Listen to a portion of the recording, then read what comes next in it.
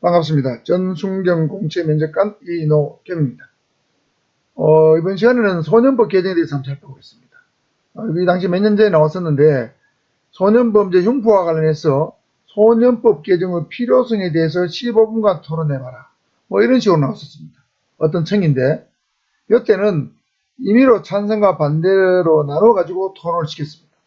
예를 들면 이게 나는 찬성 쪽이기 때문에 찬성의 논거만 갖고 있으면 되는 것이 아니고 내가 반대쪽에 속해서는 반대의 논거도 까지 되겠죠. 그래서 이 주제에 대해서는 여러분 소년법 개정에 찬성하는 논거, 반대하는 논거를 둘 다 야무지게 알아야 됩니다.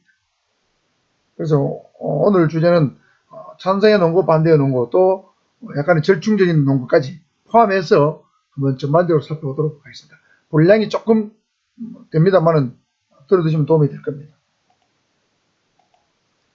자, 먼저 소년법 개정 논쟁을 불러일으킨 사건은 몇 년 전에 있었던 이런 사건들이죠.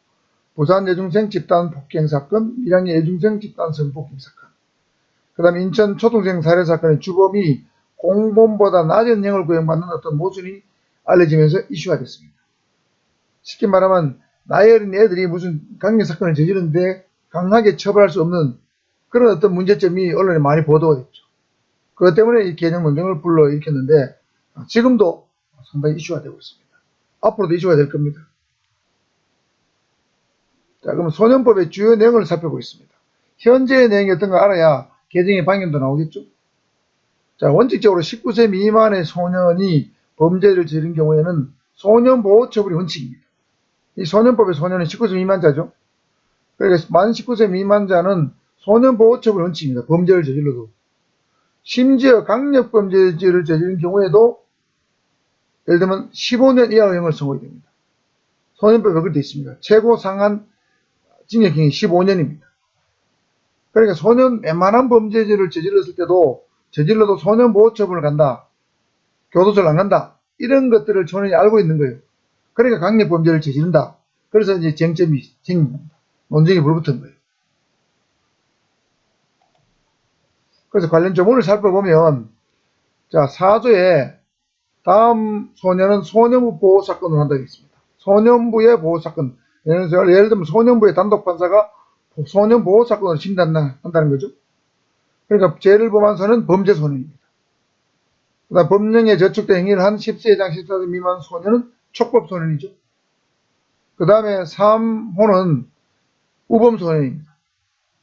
10살 이상 19세 미만인데 요런 정도. 예를 들면 우범소년은 범죄소년, 촉법소년이 아닌데 집단적으로 몰려다니면서 불안감을 조성한다. 정당 이유 없이 가출한다. 술을 마시고 손을 피운다. 그러니까 약간 조금 문제성이 있는 소년이죠. 이런 소년이 우범소년이에요. 그러니까 범죄소년, 촉법소년, 우범소년은 소년부 보호사건을 한다. 이렇게 돼 있어요. 그래서 소년부의 보호사건 함에 대하게 되면 형사사건을 하지 않고 소년부의 어떤 보호처분이 대상이 될 수 있는 10개 보호처분인데 10개 보호처분이 될 수 있는 사건으로 심리한다고 되어 있죠. 그러니까 비교적 가볍게 처벌한다는 뜻입니다. 그 다음에 2항에 보면 요 2호 촉법소년과 우범소년에 해당한 소년이 있을 때는 경찰서장은 직접 관할 소년부에 송치해야 된다. 예를 들면 촉법소년, 우범소년은 소년부를 바로 보내야 돼요. 형사부에 보내는 게 아니죠. 가볍게 처벌한다는 뜻입니다. 그러면 범죄소년은 어떻게 한다는 거 보겠습니다. 7조 소년부는 조사 심리한 결과 금고 이상 행위에 해당하는 범죄 사실이 발견된 경우 즉 중범죄죠. 강력범죄를 저지른 경우에도 동기와 재질이 형사처벌할 필요가 있다고 인정되면 사건을 검찰청 검사에게 송치해야 한다. 그러니까 강력범죄를 하더라도 동기와 재질이 형사처벌할 필요가 있을 정도가 돼야 검사에게 송치하죠. 그럼 검사에 송치하면 일반 형사사건으로 처리됩니다. 그런데 강력범죄를 저질러도 동기와 재질이 형사처벌할 필요가 있다고 인정되지 않으면 소년사건으로 심리하는 거예요. 그러니까 이 소년부 판사에게 상당한 재량이 있습니다. 소년부 강력사건이라도 보호처분을 할 수도 있고 형사사건을 처리할 수도 있고. 자, 요 동기와 재질에 따라서 판단하는 거니까. 그래서 여기서 이제 문제가 생기는 거죠. 강력사건으로 보더라도 강력사건이 발생해도 판사가 소년부 보호사건을 할 수도 있고 형사사건을 할 수 있으니까. 이런 걸 악용하는 학생들이 많다는 거죠. 그 다음 32조 보호처분입니다. 10가지 보호처분이 있죠. 소년법 판사는 보호처분할 필요가 있다. 즉 비교적 경미한 처분할 필요가 있다 하면 요 10개 중에 하나 골라 하는 게, 한 개 또는 여러 개 골라서 중복할 수도 있습니다. 보호자한테 감호 위탁을 한다. 수강명령을 시킨다. 사회봉사명령을 시킨다. 단기보호관찰 시킨다. 장기보호관찰 시킨다. 소년보호시설에 아동복지시설에 위탁을 시킨다. 또는 병원이나 요양소 또는 의료재활 소년원에 위탁시킨다. 1개월 이내 소년 송치시킨다. 단기 소년을 송치시킨다. 장기 소년을 송치시킨다. 그러니까 이 소년보호처분 되면 가장 약한 것은 감호위탁이고 가장 센 것은 장기 소년을 송치입니다. 가장 세봤자 장기 소년 송치가 끝이란 거죠. 형사처벌 안 받는다는 얘기잖아요. 그러니까 이런 것을 악용해서 소년들이 강력범죄를 저지른다는 거죠. 이 소년법 이런 규정이 있기 때문에 이런 규정을 소년들이 잘 알고 있다는 거죠. 이게 소년법 핵심 내용입니다.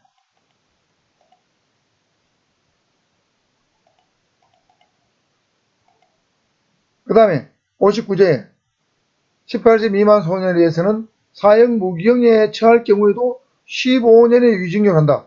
아무리 오래 살아도 10원 이상 안 되는 거죠. 이것도 악용할 소지가 있죠. 그래서 이 소년법 규정이 너무 현실에 맞지 않고 형량이 약하니까 나이도 낮추고 그 다음에 형벌도 좀 강화하는 게 필요하지 않느냐, 이런 것이 소년법 개정 문구의 핵심이 되겠습니다. 자, 그래서 현행 소년법, 형법, 특강법은 특정 강력범죄 처벌에 관한 법률입니다. 가장 큰 문제점은 뭐냐? 형법에는 만 14세 미만 형사 미성년자는 형사처벌 안 받는다. 이걸 이용하는 거죠. 그러니까 만 13세까지는 형사처벌 받는데 만 14세 안 됐다. 형사처벌 안 받는 거예요. 촉법소년은 강력범죄를 저질러도 형사처벌 받지 않는다. 촉법소년은 10세 이상 14세 미만이니까 10살, 11살, 12살, 13살까지죠. 아들이 살인을 저질러도 형사처벌 안 받는 거죠. 이게 촉법소년 규정이 제일 문제입니다. 그 다음에 특정 강력범죄를 저지른다고 해도 소년법에서는 15년, 특강법은 20년이 최고 성보 상한선입니다. 이건 특강법의 규정이 있어요. 특강법 20년 특강법, 소년법 15년. 그 다음에 형사처벌 대상은 범죄 소년이라고 하더라도, 즉 범죄를 저지른 소년이라고 하더라도 형사처벌 대신에 소년에 가거나 보호관찰을 받거나 수강령을 받거나 하여튼 10가지 보호처분을 받기 쉽다는 점을 청소년들이 악용한다. 이것이 문제점이죠. 소년법, 형법, 특강법의 문제점입니다. 나이 문제, 형사처벌의 문제. 이 문제점에서부터 소년법 개정의 필요성이 대두되는 겁니다. 그리고 개정의 중점사항은 이거죠. 형사 미성년자의 연령을 좀 낮추자. 14세 미만에서 13세 미만으로 낮추자. 이건 형법 바꿔야 되는 거죠. 소년법상 소년의 연령을 하향 조정하자. 19세 미만을 18세 미만으로. 이거는 소년법 개정사항입니다. 선고 가능한 형의 상한을 상향 조정하자. 현재 특강법에 20년 되어 있는 것을 25년으로 높이자. 이건 특강법 개정사항입니다. 그 다음에 일부 강력범죄에 대해서는 소년법 적용을 최소화하거나 배제하자. 예를 들면 살인, 강도, 강간은 소년법 적용하지 말고 무조건 의무적으로 형법을 적용하자. 또는 특별법을 적용하자. 이런 것들이 주요 쟁점이 되겠습니다. 쟁점 4가지죠. 자, 그렇다면 이 소년법을 전면적으로 폐지해야 된다는 주장하는 사람들이 있습니다. 전면 폐지론에 놓은 겁니다. 첫째는 소년범죄가 갈수록 성인범죄 못지않게 매우 잔혹해지고 잔인해지고 지능화되고 저연령화되고 자주 발생한다는 거죠. 잔혹, 지능화, 저연령화 빈도가 많다는 거죠. 그 다음에 통계를 보니까 2015년부터 18년까지 4년 동안에 살인, 강도, 성범죄, 방화, 절도 등 강력범죄로 검거된 10세 이상 18세 미만자가 총 28,000명입니다. 적지 않은 숫자입니다. 굉장히 많죠.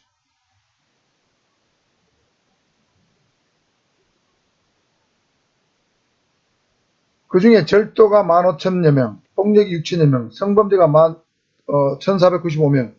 다운표가 잘못됐네요. 콤마가. 그러니까 절도가 가장 많고 폭력이 두 번째로 많아요. 학교 폭력은 주로 여속하죠. 그 다음에 애들 물건 훔치는 것이 많다는 거죠. 그 다음에 성범죄도 많습니다. 그러니까 이게 강력범죄를 저지른 청소년들이 굉장히 많다. 10살 이상 18세 미만자가. 그 다음에 촉법소년 13살 미만짜리 강력범죄 비율도 2012년도에 12%였는데 2016년도에 15%고 현재도 계속 증가하고 있다는 거죠. 촉법 소년의 강력범죄 비율도 급격히 증가하고 있다. 법을 우습게 한다는 거죠. 그 다음에 이 소년의 재범률이 12.3%나 돼서 성인의 5.6%다 2배 이상 높다는 거죠. 재범률이 2배 이상 높다.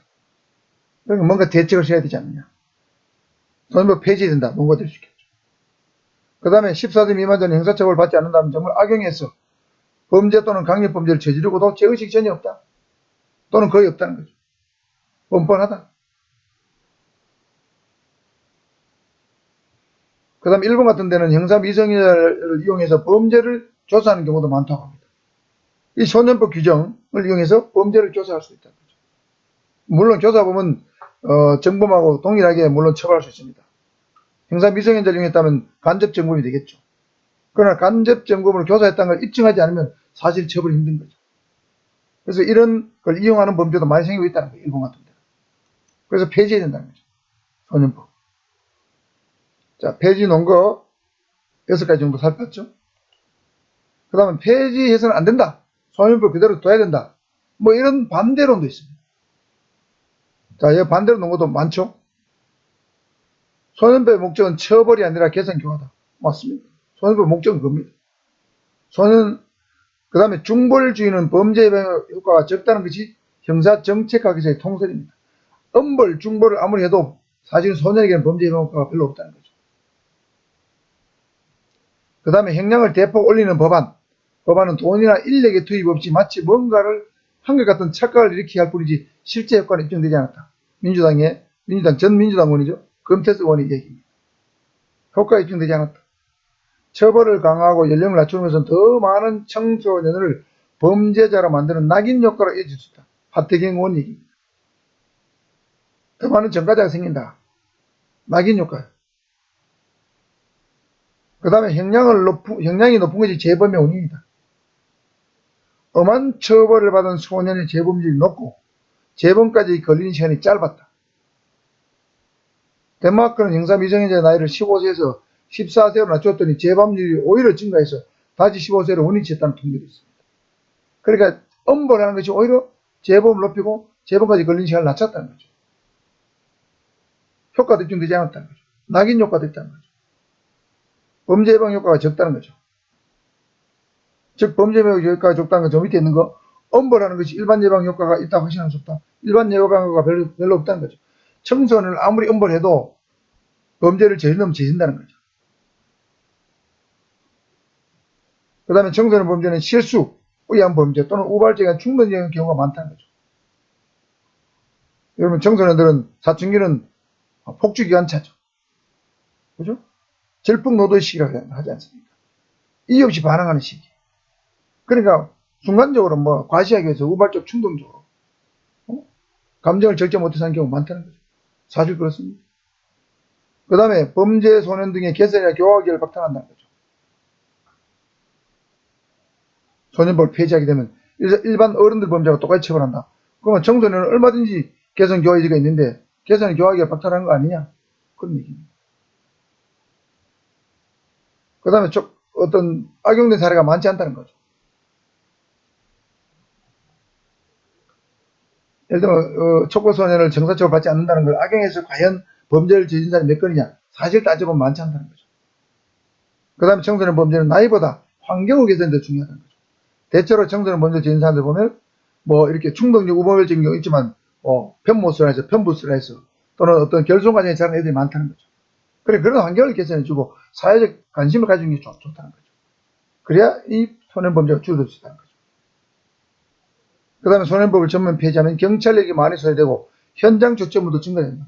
예를 들면 소년이 범죄 저지른 거 10살 이상, 예를 들면 13살짜리 범죄 저지른 거 전부 다 형사법으로 처벌해야 되죠. 소년법으로 예를 들면 개선 교화하고 소년법으로 하고 또는 훈방할 수 있는데 그걸 전혀 못한다는 거죠. 그럼 전과자도 늘고 경찰의 업무도 는다는 거죠. 이것이 폐지 반대로 놓은 겁니다. 반대로 놓은 거 사실 더 많죠. 찬성 놓은 거는 대충 6개였는데 반대로 놓은 거는 한 10가지쯤 되네요. 더 많습니다. 잘 정리해 두셔야 되고 그 다음에 소년법을 폐지도 아니고 그 다음에 배지도 아니고 반대도 아니고 단순히 개정하는 거. 부분적으로 개정할 필요 있다는 논거도 있습니다. 이 개정론은 뭐냐면 내용이 이런 겁니다. 촉법소년의 연령을 좀 낮추고 처벌을 강화하자. 예를 들면 형사 미성년자의 나이를 만 14세 미만으로, 지금 14세죠? 소년법상 소년의 나이를 19세에서 18세 미만으로 하향 조정하자. 요 안에 대해서 하향 조정하고 처벌을 강화하자. 여기에 국민의 90%가 찬성해요. 그 다음에 소년법상 최고형량 15년, 특강법상 최고형량 20년을 25년으로 강화하자. 뭐 이것도 국민들이 찬성합니다. 그 다음에 일본 같은 경우에는 16세 이상 소년이 살인, 강도, 강간 등 강력범죄를 저지른 경우에는 보호처분을 내리면 안 되고 무조건 형사재판 해방을 의무화되어 있습니다. 우리도 이렇게 하자. 뭐 이런 것들이 개정론의 주요 내용입니다. 자, 나이를 낮춘다, 처벌을 강화한다. 그 다음에 일정 강력범죄는 형사재판 해부를 의무화한다. 이것이 핵심적인 내용입니다.